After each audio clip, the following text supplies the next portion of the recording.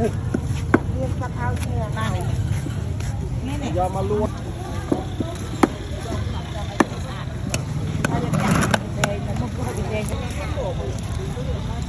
Nắng côn thì biết biết.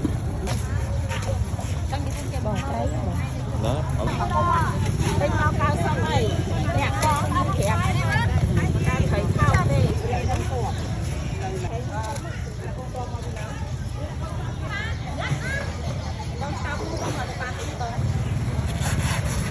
Đây từ đây chúng ta như là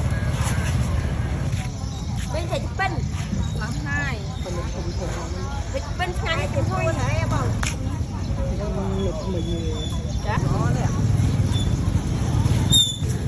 con thầy ai cả luôn rồi con